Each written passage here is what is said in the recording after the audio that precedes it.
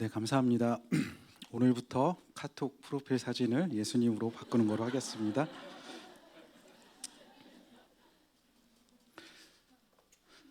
시편 37편 말씀을 보면 여호와께서 사람의 걸음을 정하시고 그 길을 기뻐하시나니라고 말씀하고 있습니다. 하나님께서 우리의 길을 정해 주시고 우리가 그 길을 가는 것을 하나님께서는 기뻐하신다라고 하는 거죠. 그런데 이 길을 간다고 해서 우리 인생이 늘 파란 신호등만 있을까요? 아니죠. 빨간 신호등도 있고, 이 길을 가도 넘어질 수 있고, 이 길을 가도 실패할 수도 있고 고통이 있기도 합니다. 그런데 24절에 보게 되면 그는 넘어지나 아주 엎드러지지 아니함은 여호와께서 그의 손으로 붙드심이로다라고 말씀하고 있습니다. 하나님께서 우리 인생의 길을 정하시고 그 길을 인도하십니다. 그런데 그 길을 가다가도 넘어질 수 있어요. 하지만 하나님께서 그의 손으로 우리를 붙들고 계십니다. 넘어진 우리를 다시 일으켜 그 길을 다시 갈 수 있는 힘을 주신다라는 거죠. 하나님이 정하신 그 길을 가는 것이 우리 인생에 책임을 다하는 것이라고 생각합니다. 그러면 하나님이 정해주신 그 길을 어떻게 가야 될까요? 지난 민수기 설교에서는 이 길을 가는 동안 버려야 할 것이 무엇인지 말씀을 나눴었습니다. 혹시 무엇인지 기억하실까요? 버려야 할 것, 악한 말과 불평이었죠.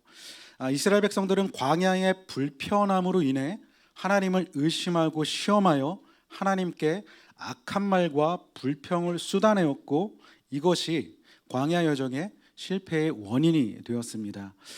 오늘은 민수기 10장을 중심으로 해서 이 길을 가는 동안 가져야 할 것, 반드시 기억해야 할 것이 무엇인지 세 가지로 말씀을 나누겠습니다. 첫 번째로 이 길을 가기 위해서 우리가 기억해야 될 첫 번째는 은나팔입니다. 민수기 10장 말씀 함께 읽어볼게요. 시작.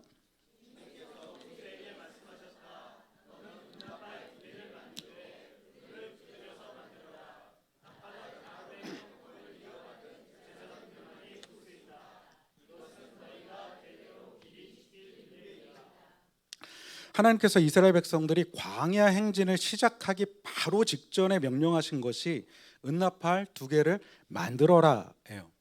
민수기 10장 11절에 광야 여정을 본격적으로 시작을 하는데 민수기 1장부터 10절까지가 이 은나팔에 대한 말씀입니다. 2절을 보게 되면 은나팔은 두들겨 만들어야 됐고요. 8절에 보게 되면 이 은나팔은 제사장만 불 수 있었습니다. 왜 2개였을까요? 하나님이 왜 3개도 아니고 2개의 은나팔을 만들라고 하셨을까요?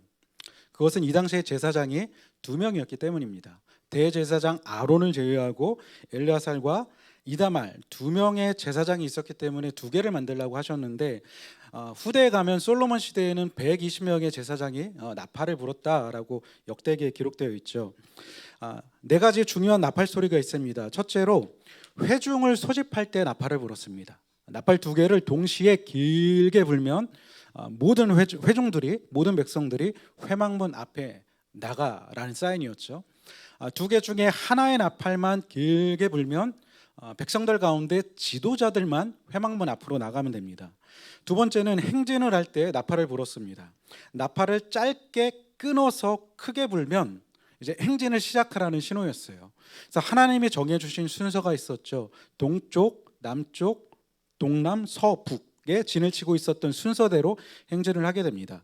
그렇게 행진을 하다가 하나님의 구름이 멈추어 서면 다시 은나팔을 붑니다. 멈추라는 신호였던 거예요. 세 번째는 전쟁을 나갈 때, 네 번째는 하나님께 제물을 드리러 나갈 때 이 은나팔을 불었습니다. 하나님은 광야 이스라엘을 불기둥과 구름기둥으로 인도하셨죠. 그리고 그것과 함께 은나팔 소리로 백성들을 인도하셨습니다. 하나님의 구름이 떠오르면 은나팔을 불어 출발해라 라는 명령을 내리고 하나님의 구름이 정지하면 또다시 은나팔을 불어 멈춰라 라는 명령을 내립니다. 백성들은 은나팔 소리에 따라 움직였다는 거예요. 행진뿐만이 아니라 백성들을 회막문 앞으로 모을 때, 전쟁을 하러 나갈 때, 그리고 하나님께 제물을 드리러 나갈 때, 그러니까 예배를 드리러 나갈 때에도 이 은나팔을 불었습니다. 그러니까 은나팔을 불어야만 이스라엘 백성들은 움직일 수 있었던 거예요. 하나님의 은나팔이 울려야 출발할 수 있었고 멈출 수 있었습니다. 은나팔을 불어야만 여호와의 전쟁에 참여할 수 있었던 거예요. 은나팔을 불어야만 하나님 앞에 제물을 드릴 수 있었습니다. 그러므로 은나팔이 멈춘다면, 이스라엘 공동체 가운데, 교회 공동체 가운데 은나팔이 멈춘다면 이스라엘의 모든 삶이 정지가 되는 거죠. 하나님의 인도하심이 멈추게 됩니다. 하나님을 향한 예배가 멈추게 되고요, 전쟁에서 패할 수밖에 없습니다. 나팔 소리가 멈추면 하나님의 통치가 멈추는 것과 같은 거예요. 나팔 소리는 하나님의 명령이고, 이 나팔을 어떻게 부느냐에 따라 이스라엘의 행동이, 움직임이 달라집니다. 그렇기 때문에 이스라엘 백성들은 나팔 소리에 귀를 기울여야 되는 거예요. 이 나팔 소리가 어떻게 울리는지, 이 나팔 소리가 무엇을 명령하는 신호인지를 듣고 분별하고 소리에 따라 행동을 해야 했습니다. 이러한 면에서 나팔 소리는 하나님의 말씀이고, 그 나팔 소리를 듣고 행동한다라고 하는 것은 그 말씀에 대한 순종의 삶이라고 얘기할 수 있을 것 같습니다. 그런데 이 나팔 소리는 이스라엘 백성들만 듣는 게 아니었습니다. 이 나팔 소리가 울릴 때에 또 다른 누군가가 이 나팔 소리를 듣습니다. 누구일까요? 하나님입니다. 하나님께서 이스라엘이 어떠한 상황 가운데에 나팔을 불면 하나님이 그 소리를 들으시고 무엇을 하시겠다라고 약속을 하셨어요. 9절을 함께 읽어봅시다. 시작.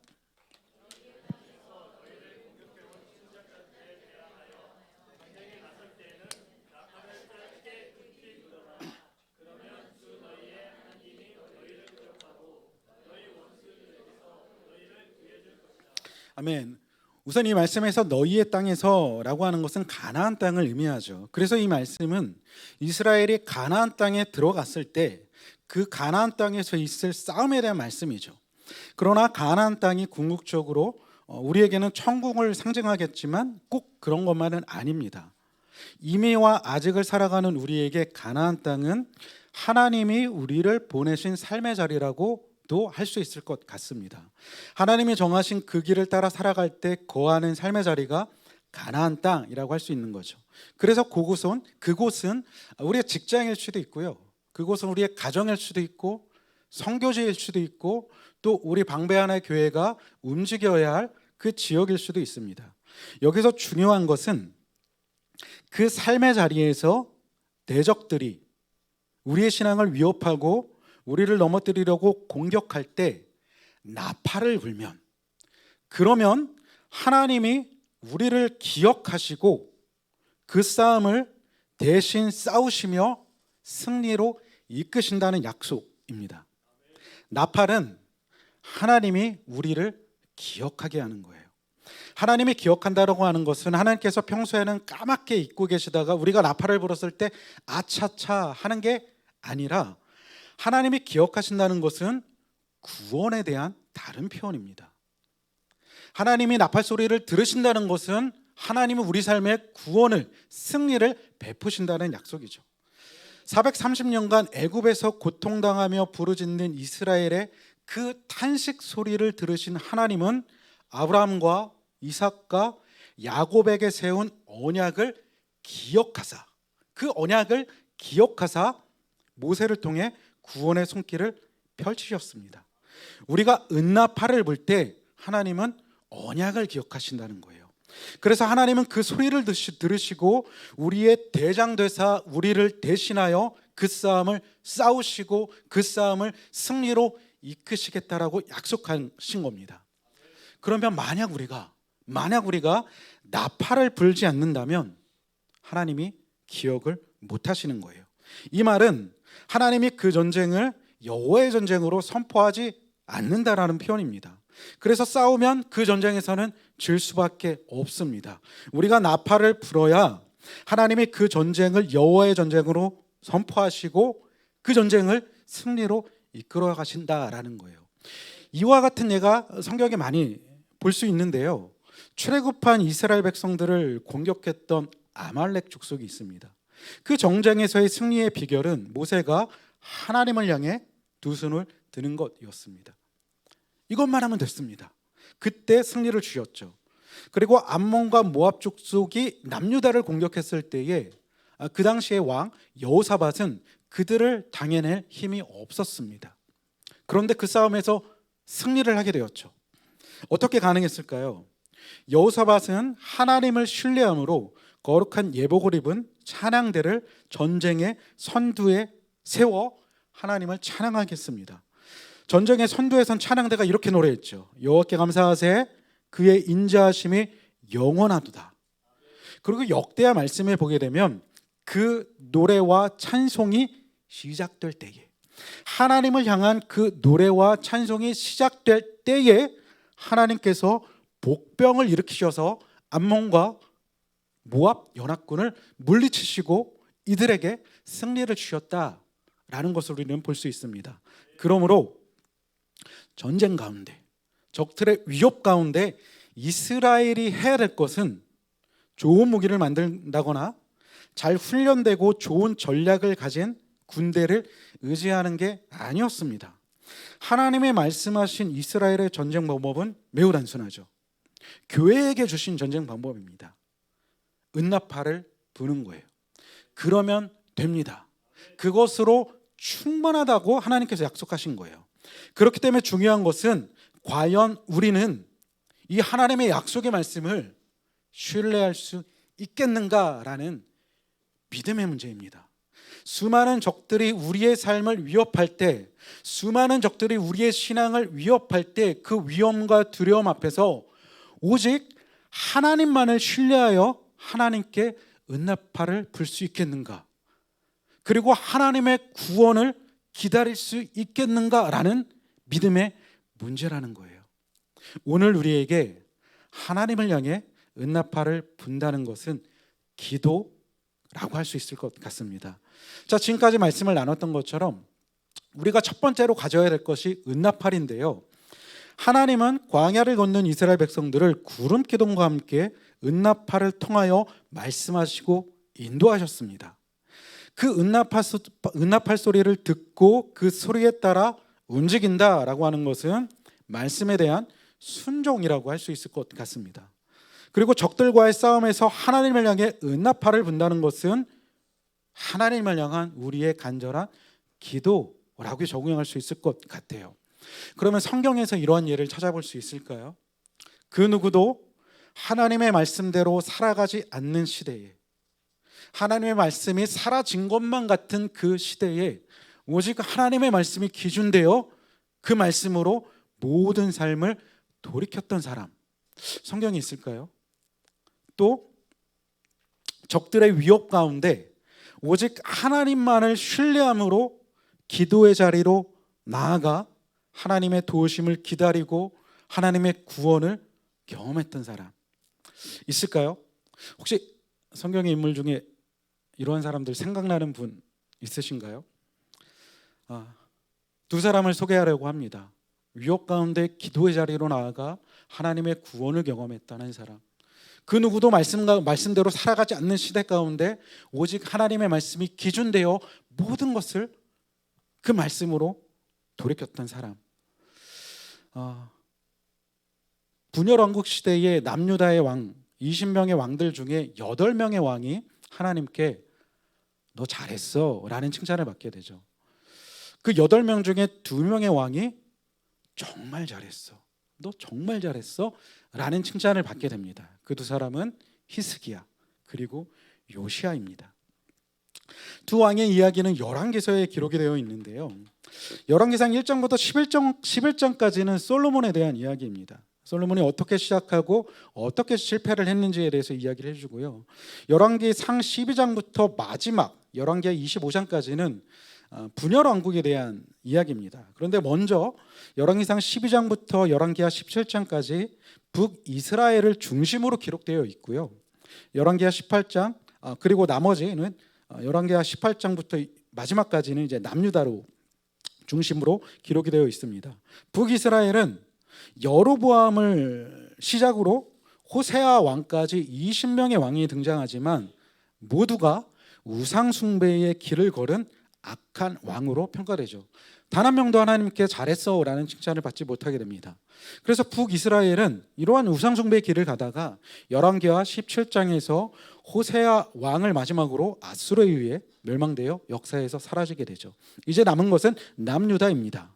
그리고 열왕기하 18장은 그 남유다의 이야기가 히스기야로부터 시작이 됩니다. 북이스라엘이 멸망당할 때 남유다의 왕은 히스기야였습니다. 히스기야는 북이스라엘이 아수르 제국에 의해서 얼마나 잔인하게 멸망당했는지, 얼마나 잔인하게 무너졌는지를 보았던 사람이에요. 고대 제국들 가운데서 가장 잔인했던 제국이 아시리아로 알려져 있죠. 아수르가 남유다를 침공하는 것은 이제 시간 문제였습니다. 얼마나 두려웠을까요? 그리고 드디어 북이스라엘이 멸망한 지 8년 만에 아수르가 남유다를 침공하게 됩니다. 아수르의 사네립이 군대를 이끌고 히스기야를 공격해 옵니다. 정말 위기의 순간인 거죠. 히스기야의 이야기 속에는 두 개의 음성이 동일한 구조를 가지고 등장합니다. 첫 번째 음성은 아수르의 왕 사네빌의 말이고, 두 번째 음성은 하나님의 말씀인 거예요. 지금 히스기야는 두 음성 사이에 있습니다. 지금 히스기야는 두 음성 사이에 어떠한 음성에 귀를 기울일 것인가 선택해야 합니다. 여기에서 말씀하시기를 이라는 단어가 코아마르입니다. 히브리어로 코아마르. 근데 이 코아마르는 예언서에서, 구약성경 특별히 예언서 중에서 굉장히 전문적인 용어로 나오는 단어입니다. 그냥 쓰이는 단어가 아니라 하나님의 선지자들이, 하나님의 예언자들이 하나님의 말씀을 대언하죠. 전할 때 쓰는 공식이 있습니다. 여호와 하나님이 말씀하시기를, 이게 코아마르예요. 코아마르 야훼라고 하면서 하나님의 뜻을 전하는 거죠. 그런데 감히 한 인간이 하나님의 말씀 선포의 양식을 도용하여 자신의 말을 지금 선포하고 있는 거예요. 내가 하나님이다, 내가 신이다, 내 말을 들어라. 아수르의 장수 랍사게가 히스기야와 남유다를 향해 이렇게 외칩니다. 대왕 아수르 왕이 코아마르 말씀하시기를, 히스기야야, 내가 의뢰하는 것이 무엇이냐? 누구를 의뢰하고 나에게 반역하느냐? 민족들의 신 중에서 어느 신이 아수르의 왕의 손에서 구원하겠느냐? 주 너희의 하나님이 내 손에서 너희를 구원하시겠느냐? 라고 말하고 있는 거예요. 이 음성을 듣고 있습니다. 히스기야는 이 음성을 선택할 것인가, 하나님의 음성을 들을 것인가 선택해야 됩니다. 코아마르 사네립, 아수르 왕의 말을 들을 것인가, 아니면 코아마르 야훼, 하나님의 말씀을 들을 것인가. 우리의 인생도 히스기야와 같을 때가 많이 있는 것 같습니다. 인생을 살아가면서 두 음성 사이에 설 때가 참 많습니다. 코아마르 세상, 그리고 코아마르 하나님. 세상과 하나님 두 음성 사이에서 누구의 말에 귀를 기울일 것인가 고민하고 선택해야 될 때가 있는 것 같습니다. 아수르의 왕처럼 코아마르 세상은 우리의 신앙을 위협하죠. 내 말을 듣지 않으면 불이익을 당하게 될 거라고 으름장을 놓습니다. 코아마르 세상은 우리의 신앙을 무너뜨리기 위해 우리를 유혹하기도 합니다. 무엇을 선택하시겠습니까? 두 음성 사이에 섰을 때에 누구의 음성을 선택하시겠습니까? 그리고 히스기야의 선택은 무엇이었을까요? 열왕기하 19장 1절을 함께 보겠습니다. 시작.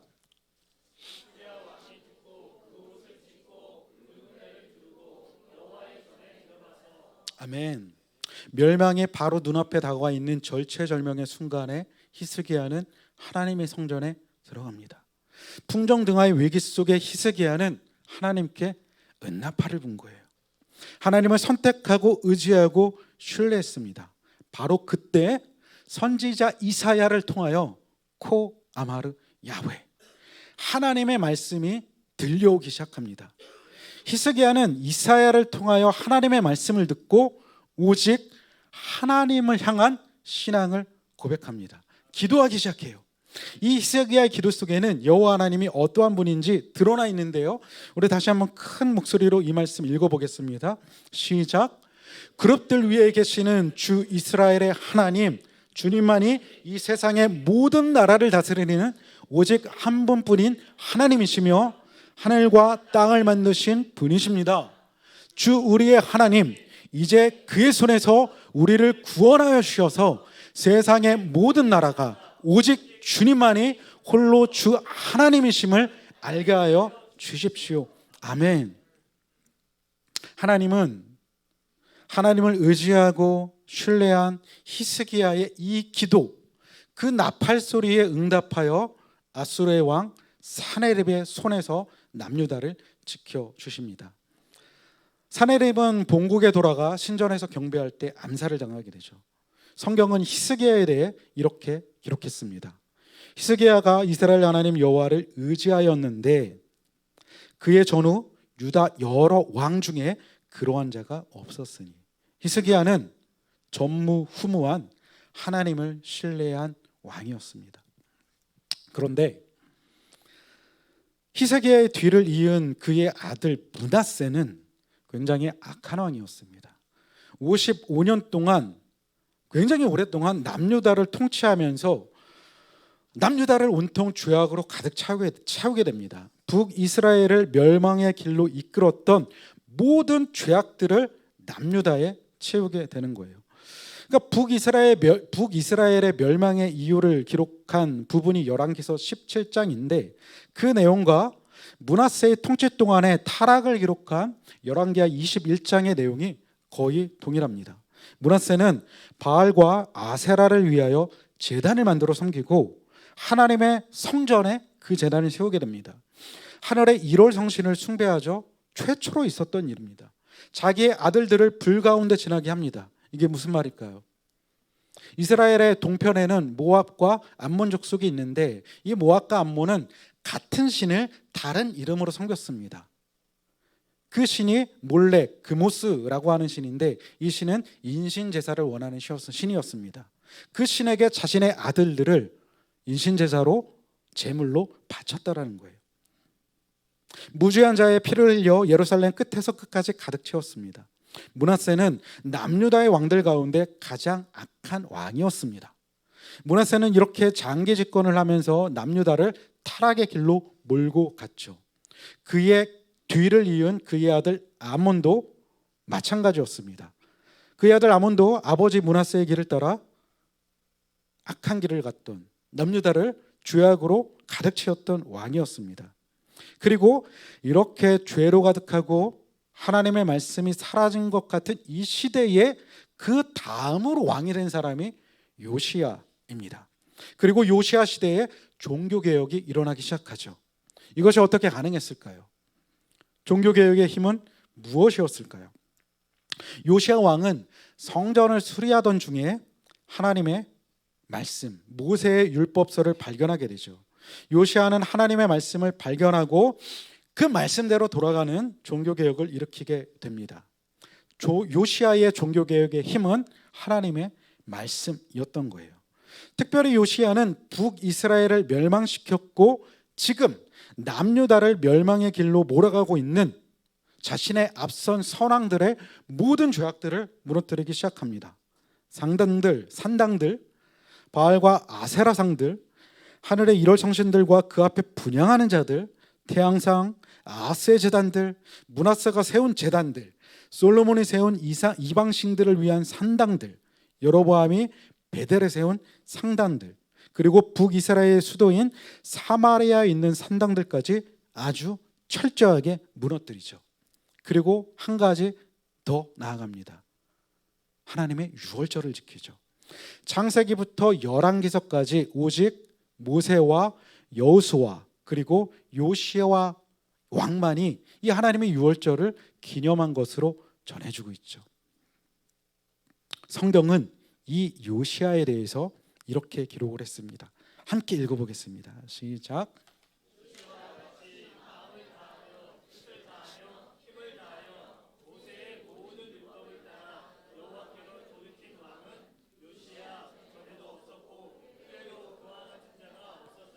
아멘. 요시야는 그 누구도 하나님의 말씀대로 살지 않았던 그 시대, 어쩌면 하나님의 말씀이 사라진 것만 같은 그 시대에 하나님의 말씀이 모든 삶의 기준이 되어 그 말씀을 통하여 모든 삶을, 남유다를 하나님의 말씀을 돌이켰던, 그 말씀으로 돌이켰던 전무후무한 말씀으로 돌이킨 왕이었습니다. 이것이 우리가 가져야 될 첫 번째 은나팔입니다. 두 번째, 하나님이 정하신 길을 가기 위해서는 두 번째 필요한 것이 호밥입니다. 호박 아니고요, 호밥. 민수기 10장 말씀 함께 읽어볼게요. 제가 먼저 읽고 한 절씩 교독하겠습니다. 모세가 모세의 장인 미디안 사람 르우엘의 아들 호밥에게 이르되 여호와께서 주마하신 곳으로 우리가 행진하니 우리와 동행하자. 그리하면 선대하리라. 여호와께서 이스라엘에게 복을 내리리라 하셨느니라.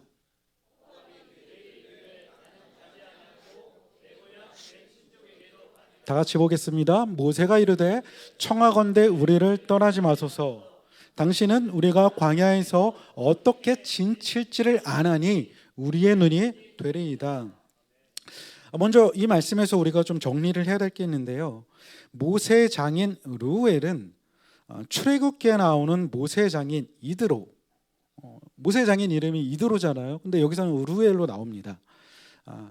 동일한 사람으로 봅니다. 이드로의 다른 이름으로 보는 거죠. 그러니까 호밥은 모세의 처남이 되는 거예요. 그런데 약간 우리가 헷갈리게 되는 것은 성경의 번역마다 좀 번역을 다르게 했습니다. 새 번역에서는 이 호밥이 모세의 장인이라고 번역이 되어 있고, 사사기에 가도 호밥이 모세의 장인이라고 기록되어 있습니다. 그러니까 장인으로 번역된 히브리어가 호텐이라는 단어인데, 이 호텐은 결혼으로 맺어진 모든 관계를 이렇게 포괄적으로 넓게 사용하는 용어입니다. 그러니까 사돈, 처갓집 식구들 이런 경우가 되는 거죠. 그래서 새 번역 성경에서는 장인으로 번역을 했지만 일반적으로는 학자들은 모세의 처남으로 보고 있는 게 보통적인 해석입니다. 여기서 중요한 것은 처남 호밥에게 광야의 길을 안내해 달라는 모세의 요청인 거예요. 자, 지금 이스라엘 백성들은 하나님의 구름 기둥, 불 기둥, 은나팔을 통하여 하나님의 인도를 받으며 광야의 길을 걷고 있는 중입니다. 그런데 모세가 호밥에게 우리와 함께 갑시다 라고 하면서 우리의 눈이 되어 달라고 요청하는 거예요. 호밥은 미디안 사람으로서 광야에 매우 익숙한 사람이었습니다. 모세는 그거를 알고 있었어요. 그래서 호밥에게 우리와 함께 가면서 광야에서 우리가 어떻게 진을 칠지 우리에게 알려주십시오. 우리의 안내자가 되어주십시오. 우리의 눈이 되어주십시오 라고 요청을 하는 거예요. 호밥이 이 길을 함께 갔는지 민수기를 통해서는 확인할 수가 없습니다. 그런데 사사기에 보게 되면 호밥이 이 길을 함께 간 것 같습니다. 여기서 우리가 물어야 할 한 가지가 있죠. 이미 언약궤와 구름 기둥이 이스라엘의 광야의 길을 인도하고 있는데 왜 모세는 인간 지도자 호밥의 도움을 요청했을까라는 거예요. 더욱이 호밥은 미디안 사람입니다. 미디안 사람 중에서 겐 족속이죠. 그리고 왜 성경은 사람을 의지하는 듯한 이러한 모세의 행동을 전혀 꾸짖고 있지 않는가라는 질문이에요. 자, 가나안을 향한 이스라엘의 행진을 표현하는 중요한 두 구절이 있습니다. 광야 이스라엘은 분명 하나님의 언약궤가 앞서고 구름 기둥과 불 기둥의 인도와 보호 아래 하나님이 정하신 지파들의 이동 순서에 따라 인도함을 받으며 이동을 했습니다. 이러한 이스라엘의 행진을 민수기 10장 12절에서 자기 길을 가더니 라고 표현하고 있었어요. 하나님의 인도하심을 받아 그 길을 갔지만 이스라엘은 자기 길을 갔다라는 거예요.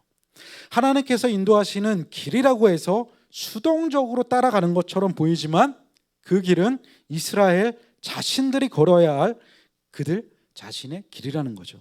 그런데 13절에서는 또 이렇게 표현했습니다. 여호와께서 모세에게 명하신 것을 따라 행진을 했다. 쉽게 지나칠 수 있는 이 두 구절에 우리 그리스도인의 삶의 방식이 무엇인지 볼 수 있는 거예요. 우리는 우리 각자의 길을 걸어갑니다. 그러나 그 길은 하나님의 말씀에 따라 살아가는 길인 거예요. 잠언 말씀처럼 우리가 자기의 길을 계획할지라도 그 걸음을 인도하시는 분은 하나님이심을 믿고 가는 겁니다. 모세는 광야의 길을 갈 때 분명 구름기둥이라는 신적 인도함을 받고 갔습니다. 그러나 그렇다고 전혀 인간의 도움 없이 간 것이 아니었다라는 거예요.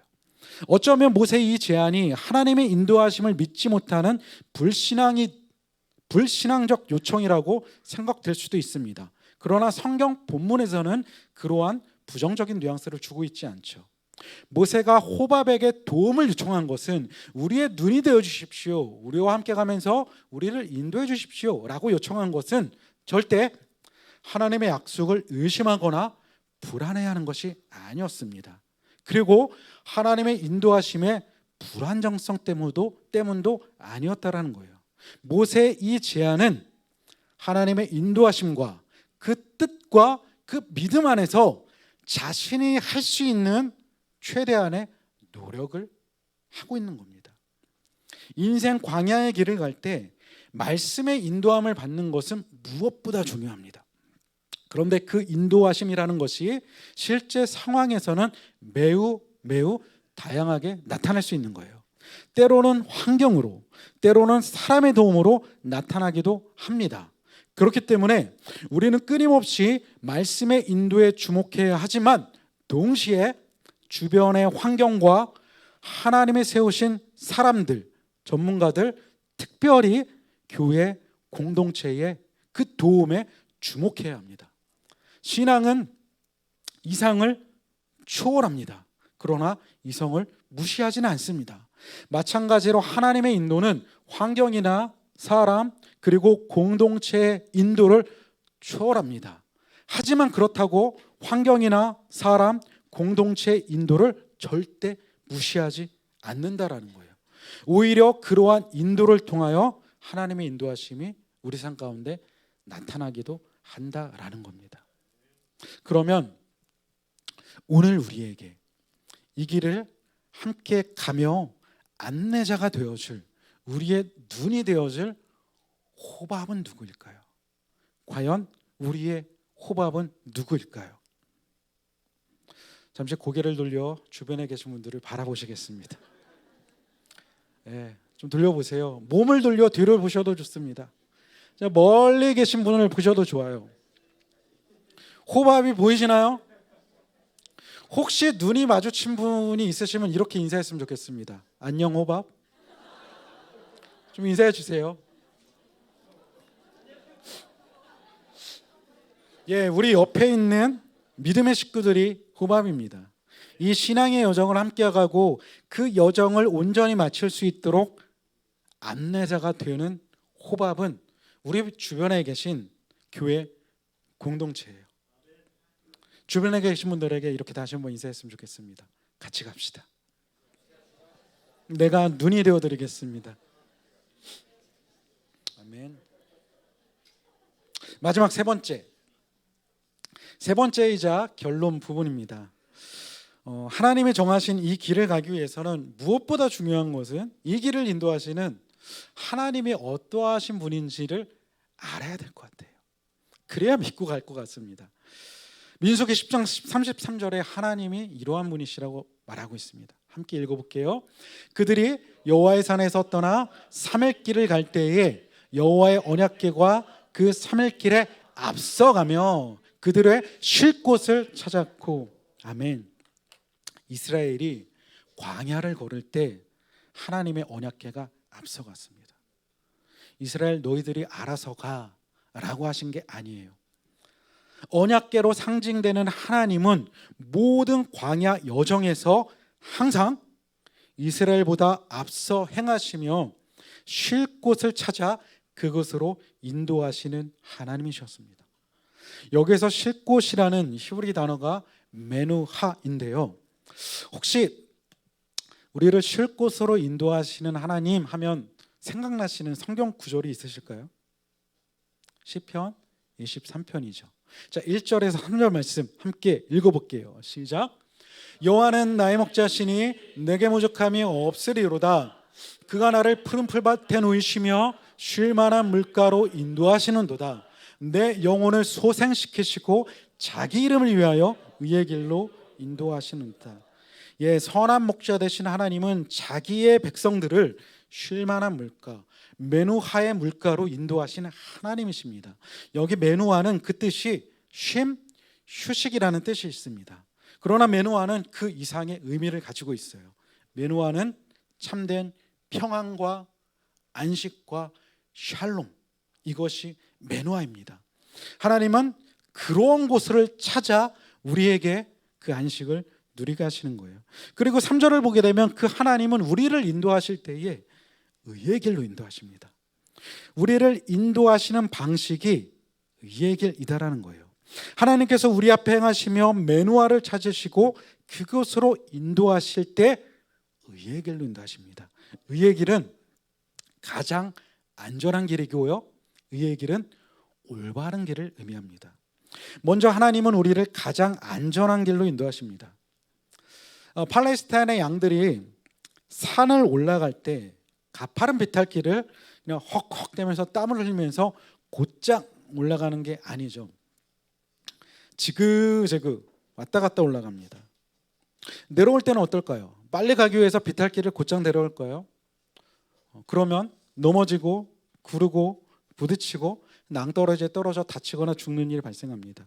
그래서 올라갈 때와 마찬가지로 지그재그 천천히 내려옵니다. 이 길을 가리켜 의의 길이라고 부릅니다. 의의 길로 인도하시는다라는 말은 우리를 가장 안전한 길로 인도하신다는 뜻입니다. 목자는, 선한 목자는 양들의 안전을 위해서 의의 길로 인도합니다. 그런데 문제는 이 길은 멀리 돌아간다는 거예요. 이 길은 시간이 오래 걸리는 길입니다. 그래서 이 길이 언제 끝날지 모르겠습니다. 지루하기도 하고요, 너무 길어서 의심이 되기도 합니다. 이게 맞는 길인가? 하지만 이 길은 안전합니다. 시간이 걸리기는 하지만 그래도 양들의 안전과 보호를 위해서 선한 목자는 자신의 양들을 이런 길로 인도하는 거예요. 천천히 돌아가지만 언제 도착할지 알 수 없지만 그래도 안전하게 목적지에 도달하는 길을 가리켜 의의 길이라고 합니다. 그런데 우리는 빨리 가는 걸 좋아하죠. 이 길이 빨리 끝났으면 좋겠습니다. 지름길을 좋아합니다. 돌아가는 것을 싫어해요. 그러나 하나님은 돌아가더라도 안전한 길로 우리를 인도하신다라는 거예요. 출애굽한 이스라엘 백성들이 가나안 땅에 가장 빨리 도착할 수 있는 길이 있었습니다. 지중해 해안길, 블레셋 평야길을 따라가면 굉장히 빨리 지나갈 수 있었던 거예요. 그런데 이 길로 가면 당시에 가장 강력했던 블레셋 사람들과 전쟁을 해야만 했습니다. 그래서 다른 길로 인도를 하셨던 거예요. 가끔 우리의 인생이 멀리 돌아가는 것처럼 느껴질 때가 있는 것 같습니다. 이유를 모르겠고요. 그래서 지치고 힘들고 이해되지 않는 시간들이 분명히 있습니다.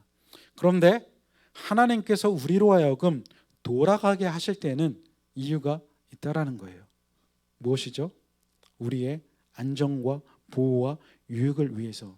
우리는 알 수 없지만, 이해할 수 없지만 하나님은 우리를 의의 길로 인도하시기 위해 때로는 한참 돌고 돌아가게 하실 수도 있다라는 겁니다. 또한 의의 길은 올바른 길을 의미합니다. 올바른 길. 목자는 목적지를 압니다. 무슨 말이죠? 길을 알고 있어요. 목자는 목적지에 이르는 가장 좋은 길이 무엇인지 알고 있기 때문에 절대 자신의 양들을 잘못된 길이 아니라 올바른 길로 인도합니다. 이 길을 가리켜 의의 길이라고 부릅니다. 의의 길은 목적지에 이르는 길을 말합니다. 잘못된 길로 가면 목적지에 도달할 수 없겠죠. 잘못된 길로 가면 헤매고 고생만 하게 됩니다. 그러나 우리의 선한 목자 되신 하나님은 우리를 의의 길로 인도하십니다. 그분은 절대 길을 잘못 드는 일이 없습니다. 길을 잘못 들어 우리를 데리고 왔다 갔다 이 산이 아닌가벼 우왕좌왕하지 않으신다라는 거예요. 그분은 길을 아시는 선한 목자이십니다. 예수님은 우리에게 이렇게 말씀하셨죠. 나는 선한 목자다. 나는 길이다, 진리요, 생명이다.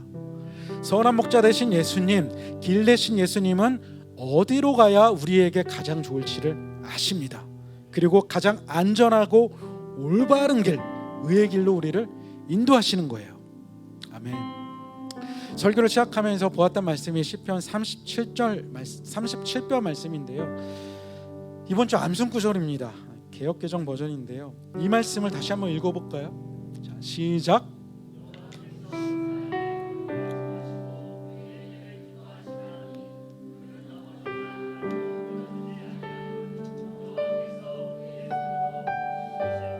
아멘. 하나님께서 우리의 길을 정해주시고 우리가 그 길을 가는 것을 기뻐하십니다. 그런데 그 길을 가더라도 넘어질 수는 있습니다. 실패할 수 있고요, 고난이 있을 수는 있습니다. 그러나 하나님이 그 능력의 손으로 우리를 붙들고 계십니다. 하나님이 이 길을 가는 우리에게 은나파를 약속하셨습니다. 아멘. 그리고 서로의 안내자가 되어 이 길을 함께 갈 수 있는 호밥이라는 교회 공동체를 허락해 주셨습니다. 무엇보다 이 길을 인도하시는 하나님은 언제나 우리 앞에 행하시며 맨누할을 찾으시고 의의 길로 인도하사 우리에게 맨누할을 누리게 하십니다. 이 하나님 신뢰할 수 있을까요? 저는 신뢰할 수 있을 것 같습니다. 이 시간 함께 자리에 일어나셔서 이 찬양 부르시면서 이 하나님께 우리의 믿음을 고백했으면 좋겠습니다. 하나님이 우리에게, 우리 공동체에게 이러한 분이심을 함께 고백했으면 좋겠습니다.